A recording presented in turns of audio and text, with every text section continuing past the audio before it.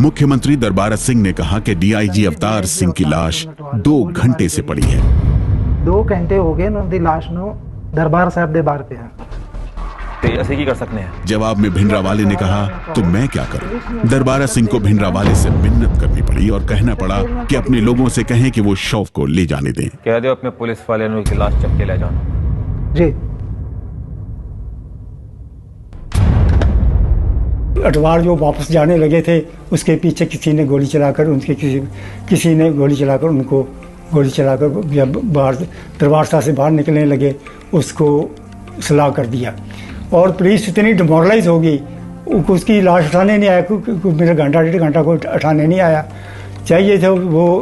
उसके बाद पुलिस इतनी डिमोरलाइज हो गई कि वो पुलिस वाले जो है भिंडरा वाले से और उनके जो श्रद्धालु हैं उनके जो हिटमैन है उनसे डरने लगे थे। उसकी बगैर इजाज़त के वहाँ से लाश भी नहीं रिमूव हुई थी। जब हमने दरबारा सिंह से ये पूछा तो दरबारा सिंह ने हमसे कहा कि आप ये सवाल मुझसे क्यों कर रहे हैं, ये सवाल आप होम मिनिस्टर से करिए जो दिल्ली में बैठे, क्योंकि उन्होंने कहा कि लॉ एंड ऑर्डर जो है वो गृह मंत्री के हाथ में है। लेकिन हमने उनसे कहा था कि आप तो चीफ मिनिस्टर थे, तो चीफ मिनिस्टर के भी तो अपनी स्टेट के अंदर उसकी पावर होती है।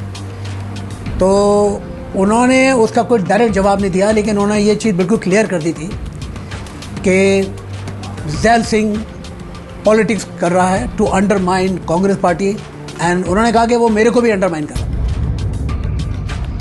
दरअसल पंजाब के तत्कालीन मुख्यमंत्री दरबारा सिंह उन चुनिंदा लोगों में से थे जो भिंडरावाले के खिलाफ सख्त कदम उठाने की हिम्मत रखते थे। डीआईजी अवतार सिंह अटवाल की हत्या के बाद दरबारा सिंह ने इंदिरा गांधी को स्वर्ण मंदिर में पुलिस भेजने की सलाह दी। इंदिरा गांधी ने गृह मंत्री ज़ैल सिंह से सलाह मांगी। ज़ैल सिंह ने पुलिस भेजने की सलाह नहीं दी और भिंडरावाले के हौसले बुलंद हो गए। पंजाब में हालात लगातार विस्फोटक होते जा रहे थे। हालात को काबू में करने के लिए इंदिरा गांधी ने बड़ा राजनीतिक फैसला किया। फैसला था गृह मंत्री ज्ञानी ज़ैल सिंह को राष्ट्रपति बनाने का।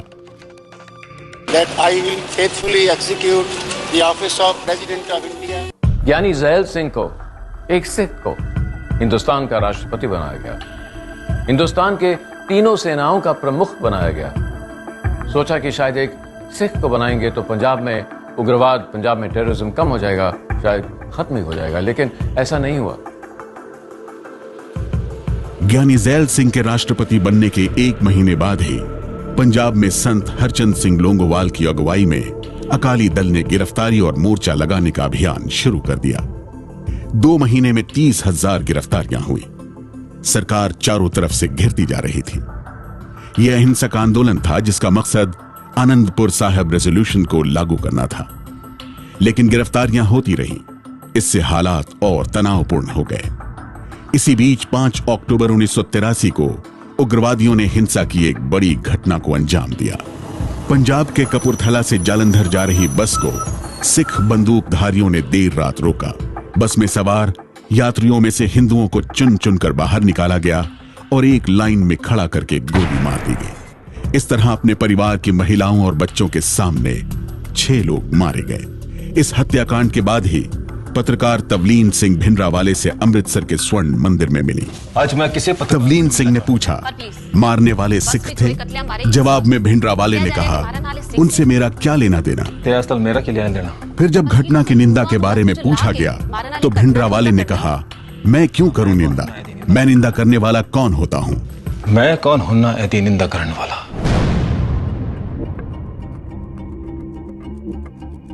इस घटना के अगले ही दिन यानी 6 अक्टूबर को इंदिरा गांधी ने दरबारा सिंह सरकार को हटा दिया।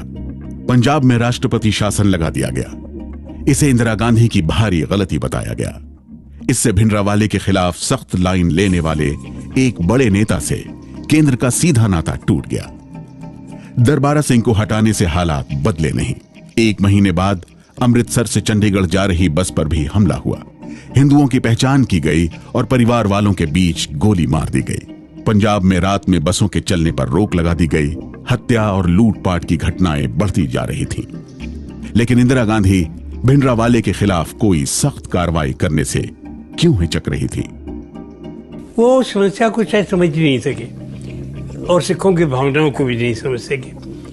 बात यह है कि जिस समय पंजाब के अंदर उग्रवाद बढ़ रहा था और उग्रवादी स्वर्ण मंदिर का जो एरिया है उसके अंदर जमा हो रहे थे, वहाँ घातक हथियार इकट्ठे किए जा रहे थे, उस समय जो कार्रवाई सरकार को करनी चाहिए थी उन्होंने नहीं की।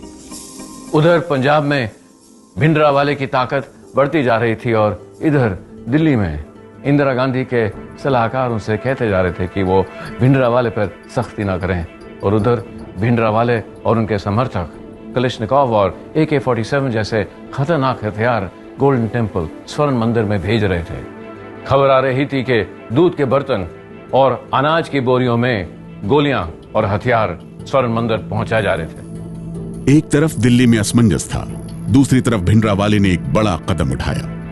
15 दिसंबर 1983 को भिंडरावाले ने अपने हथियारबंद साथियों के साथ स्वर्ण मंदिर के अकाल तख्त पर कब्जा कर लिया था।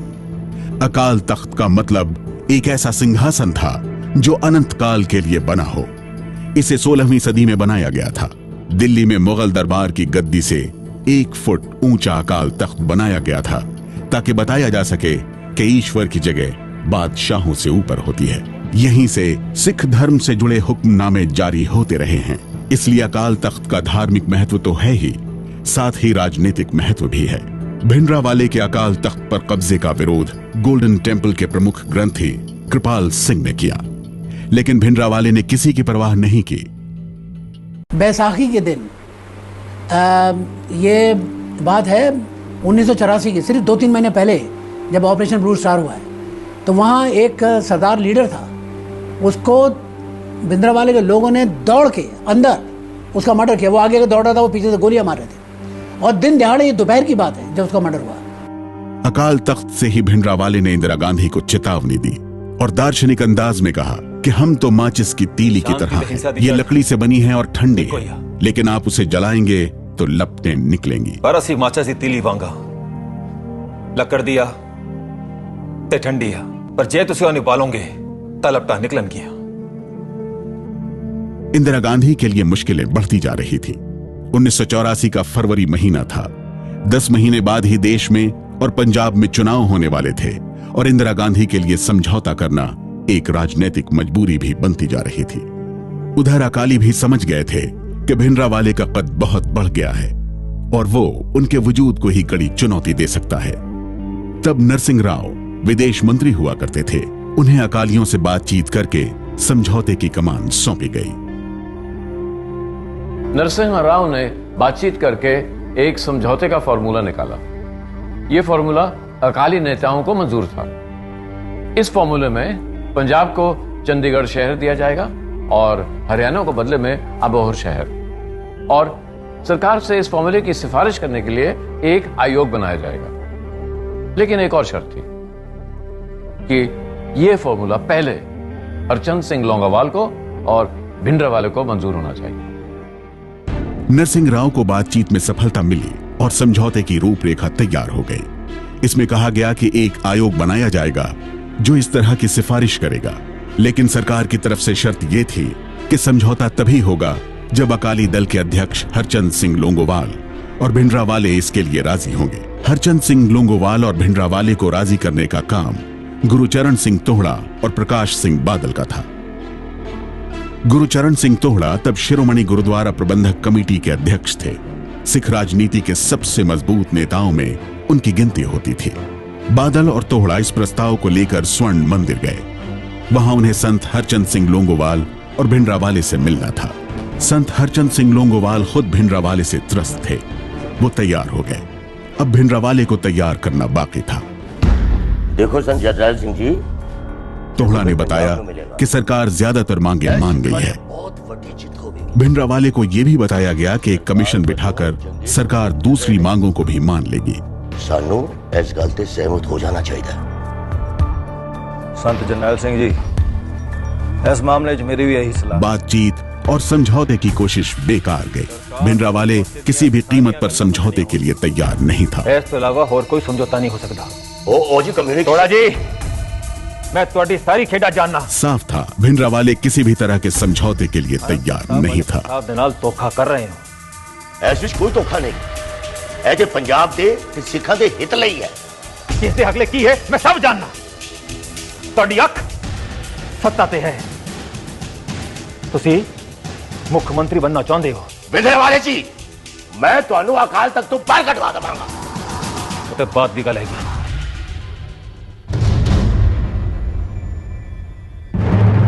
भिंडरावाले के अड़ियल रवैये ने रास्ते बंद कर दिए थे।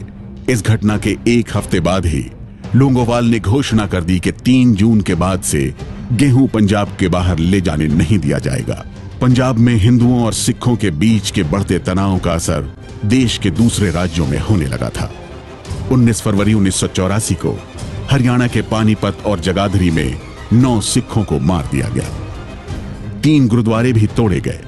सतीश जैकब ने अपनी किताब में जिक्र किया है कि उस समय केंद्र सरकार ने दावा किया था कि उनके पास बड़े पैमाने पर हिंदुओं को मारने की खुफिया रिपोर्ट भी आने लगी। भिंडरावाले और उनके सहयोगी चाहते थे कि नरसंहार के बाद हिंदू पंजाब छोड़ने के लिए मजबूर हो जाएं और देश के अलग अलग भागों में बसे सिख पंजाब में शरण लेने चले आए। ये सीधे सीधे दिल्ली सरकार को चुनौती थी। अब इंदिरा गांधी को किसी फैसले पर पहुंचना ही था।